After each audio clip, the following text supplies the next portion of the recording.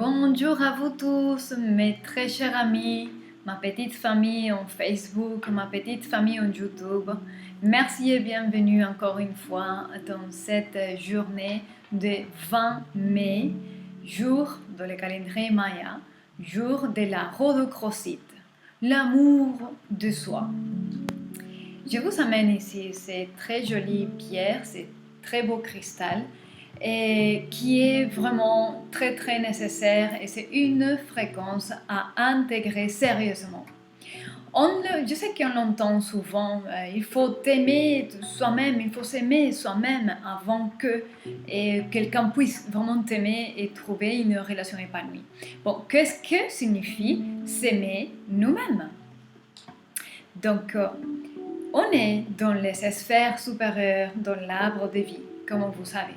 Donc, ce qu'on est censé aimer en nous, c'est cette partie qui est divine en nous, cette intelligence supérieure, cette intelligence créatrice de notre monde, cette intelligence qui ordonne tout dans notre corps physique, émotionnel, mental, cette intelligence qu'une fois qu'on la découvre, une fois qu'on la connaît, c'est impossible de ne pas l'aimer.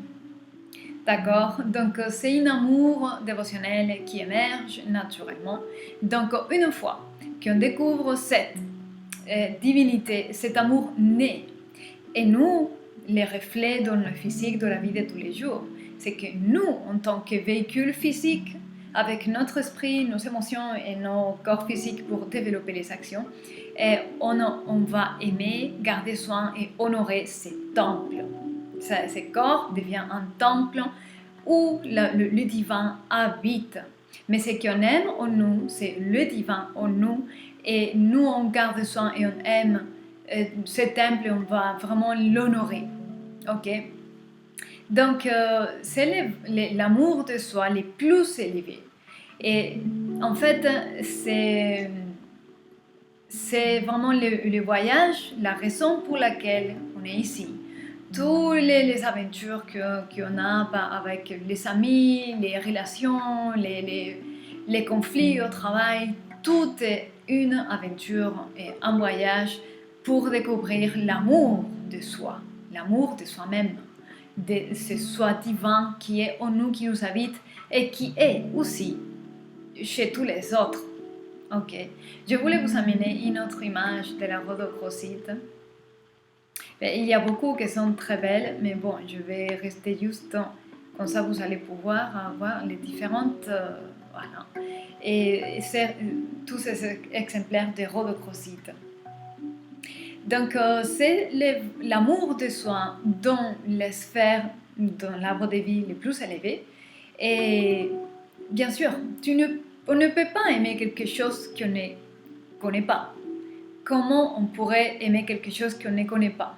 Donc, on est ici, justement, pour vous amener à la connaissance de qui vous êtes. Et une fois que vous allez le découvrir, vous allez l'aimer sans remède. Et c'est impossible de ne pas l'aimer. Ok? Donc, voilà ce que je peux dire sur la Rhodochrosite. Je vais vous amener son animal totem. C'est adorable, tout le monde aime. C'est les chats. Voilà, les chats, c'est l'animal totem de la Rhodochrosite. Eux, là, cette photo, ils montrent la capacité émotionnelle, amoureuse que les chats peuvent aussi avoir, même si on sait que les chats sont vraiment détachés, indépendants, mais ils ont une grande capacité empathique aussi, en plus d'être des animaux mystiques, comme vous savez. La plante à totem de la Rhodochrosite, c'est le ylang-ylang. Cette plante-là, qui a une fragrance qui est exubérante. Voilà. Je vais vous lire comme d'habitude les propriétés. C'est toujours mal à dire, c'est bon. Alors, voici le cas dans lequel utiliser l'huile essentielle d'ylang-ylang. Stress, nervosité, angoisse insomnie, légère tension, rythme cardiaque perturbé, plexus cardio-respiratoire bloqué, spasme respiratoire, règles douloureuses, frigidité, leucorrhée, acné, peau grasse, peau terne, cheveux secs, terne. Voilà tous les larges gammes des soins de cette plante à travers son huile essentielle. Ok, donc maintenant, par rapport au mantra chant que je vais bien vous amener, dans mon cas personnel, et puisque c'est moi qui vous transmets ce petit message, et pour moi, cet amour dévotionnel, je peux l'éveiller très très facilement avec Krishna, et que c'est cette divinité que j'ai derrière moi. Je travaille tous les jours de ma vie au pied de Krishna. Ok, donc qui c'est Krishna? Bon, vous savez, je vais vous raconter une petite histoire. Vous connaissez peut-être la Trimurti de la création. Donc la Trimurti, il y a Brahma, Vishnu et Shiva. Donc comme Brahma, il est le dieu créateur, Vishnu le dieu préservateur et Shiva le dieu destructeur. Bon, Vishnu, qui est le dieu préservateur du monde, il a eu des avatars, comme dans tous les dieux, ils ont eu des avatars, c'est-à-dire des maîtres qui sont venus sur Terre pour enseigner les êtres humains et pour les donner les enseignements dont on a besoin pour nous en sortir de la roue du karma, de la souffrance et de l'ignorance. Donc, Krishna, il est dit qu'il est le 8e avatar de Vishnu. Ok, et Krishna, il est venu incarner la flamme de l'amour. En fait, il est c'est lui qui attire, il n'y a pas un autre plus attirant et plus attractif que Krishna. Il est chanté ça dans des chants dévotionnels.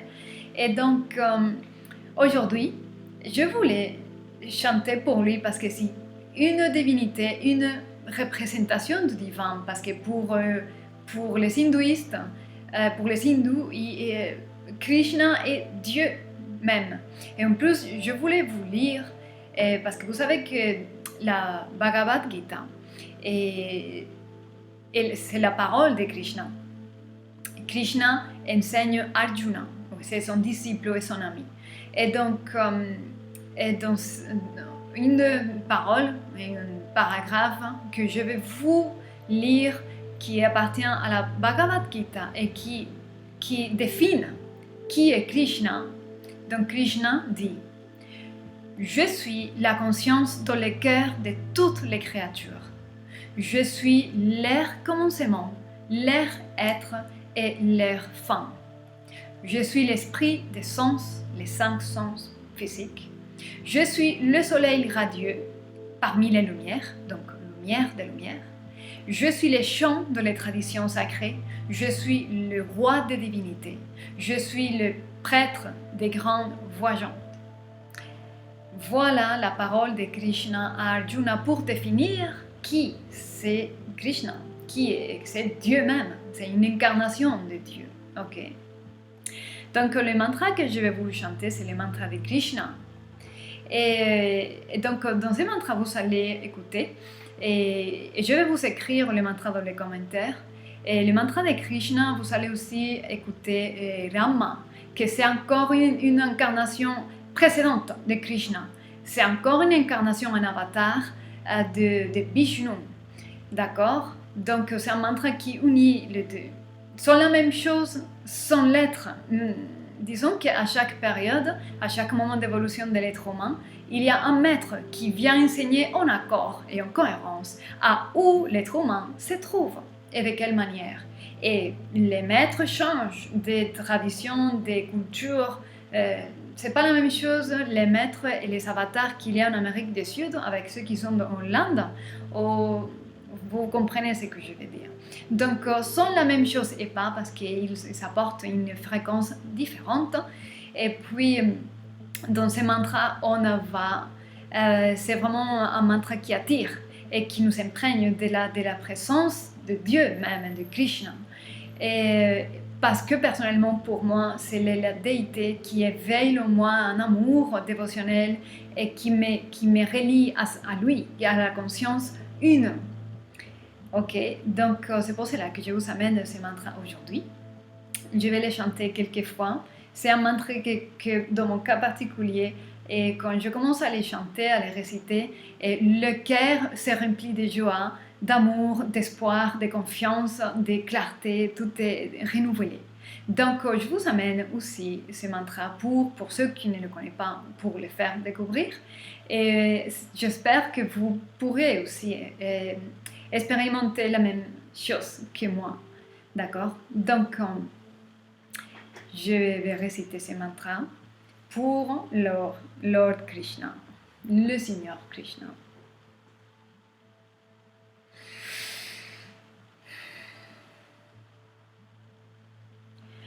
Hare Krishna,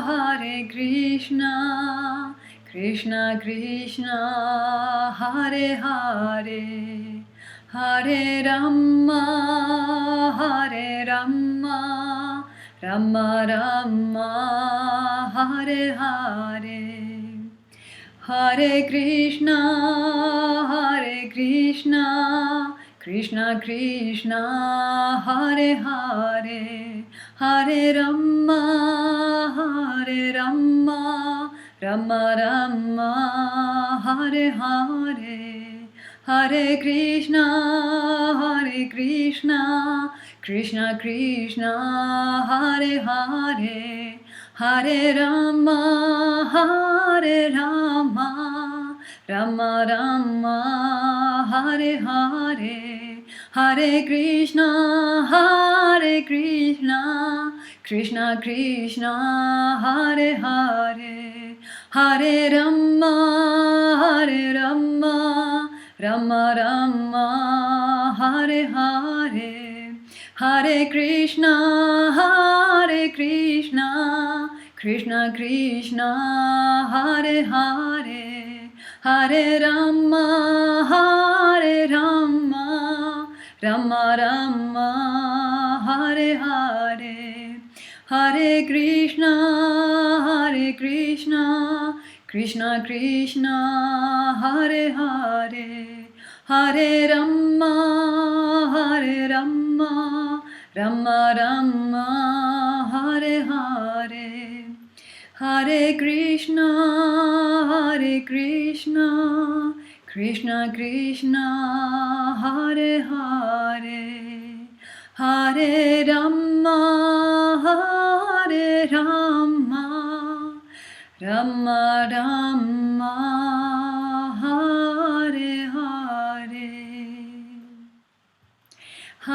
Hare, Hare Krishna, Krishna Krishna, Hare Hare, Hare Rama, Rama Rama, Hare Hare.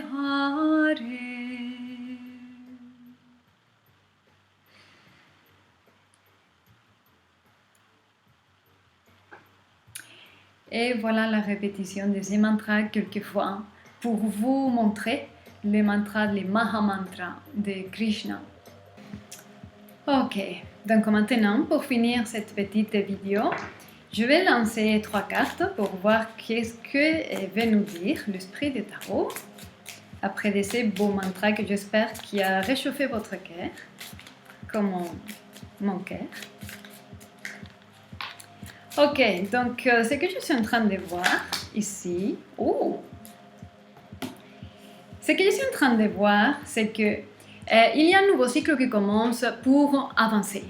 Le temps vient pour nous faire avancer, ok? Initier quelque chose. Le temps et disons que la puissance intérieure est en train de vous faire la pression pour exprimer tout ce que vous pouvez, tout ce que vous voulez, parce que la magie en vous ne peut plus tenir. Et ça doit vraiment s'exprimer, sortir. Et les laisser voir, ok? Parce que c'est le moment d'avancer, faire que les choses avancent. Parce qu'il y a la fin de quelque chose, nouveau cycle, changement de cycle. Et là, c'est qu'on va vers notre réussite totale. Dans ce nouveau cycle, c'est le cycle pour gagner, pour concrétiser. Il ne faut pas oublier qu'on est toujours dans les sphères de masculin divin, qui est créateur et qui est en train de nous apporter tous les outils dont on a besoin, c'est-à-dire lui rencontrer à travers de cet amour divin qu'on doit rencontrer et en nous pour pouvoir l'aimer. Et plus tu l'aimes, plus il t'aime. Et c'est réciproque. Ok, donc voilà, je vais vous laisser, je ne vais pas m'élargir de trop. Et donc j'espère que ça vous aide à quelque chose, que vous avez vraiment aimé ces mantras.